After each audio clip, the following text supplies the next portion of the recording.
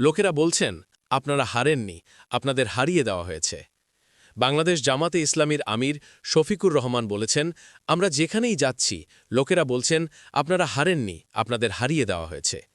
আজ শুক্রবার দুপুরে সিলেট নগরের মীর বক্সটুলা এলাকায় একটি কমিউনিটি সেন্টারে সিলেট জেলা জামায়াত আয়োজিত উপজেলা শুরা ও কর্মপরিষদ সদস্যদের শিক্ষা শিবির অনুষ্ঠানে প্রধান অতিথির বক্তব্যে শফিকুর রহমান একথা বলেন।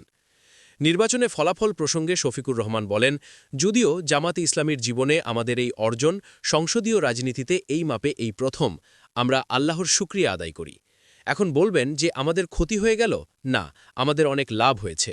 প্রথম লাভ হয়েছে যে এই প্রথম বাংলাদেশে জামাতে ইসলামীর নেতৃত্বে একটি অর্থবহ ঐক্য হয়েছে। দ্বিতীয় লাভ হল এই প্রথম প্রধান বিরোধী দলের জায়গাটা আল্লাহ তাআলা আমাদের দান করেছেন। তৃতীয় লাভ হল এবার আমরা ৬টি শক্তির বিরুদ্ধে সমান্তরাল লড়াই করেছি। আমাকে সব নাম বলার দরকার নাই, আপনারা সবাই বোঝেন। ১০-১২ হাজার ভোটের ব্যবধানে আমাদের যাদেরকে হারানো হয়েছে এটা ইচ্ছাকৃত। দু-এক জায়গায় ঘোষণা দিয়ে তারপরও ব্যবধান করে দেওয়া হয়েছে। এমনকি স্পর্শকাতর জায়গাগুলোতেও আমরা সেটা লক্ষ্য করেছি। আইন শৃঙ্খলা রক্ষাকারী বাহিনীর সদস্যরা জামাতের বিরুদ্ধে অবস্থান নেননি মন্তব্য করে জামাতের আমিল বলেন, এবারকার নির্বাচনে আইন শৃঙ্খলা বাহিনীর সদস্যরা প্রকাশ্যে বড় মাপে আমাদের বিরুদ্ধে কোনো অবস্থান নেননি, বরং বিভিন্ন জায়গায় আমরা যখন তাদের সাহায্য চেয়েছি তারা সিনসিয়ারলি আমাদের সাহায্য করেছেন। লোকেরা বলে যে আমাদের আশাটা পূরণ হলো না। আজকেও বিমানবন্দর দিয়ে আসার সময় লোকেরা বলেছে, আমরা বলেছি হতাশ হবেন না, বাংলাদেশের মানুষের মুক্তির লড়াই চালিয়ে যাব। স্থানীয় সরকার নির্বাচনকে দ্বিতীয় লড়াই মন্তব্য করে শফিকুর রহমান বলেন, এখন আমাদের দ্বিতীয় লড়াই শুরু হবে স্থানীয় সরকার নির্বাচনে।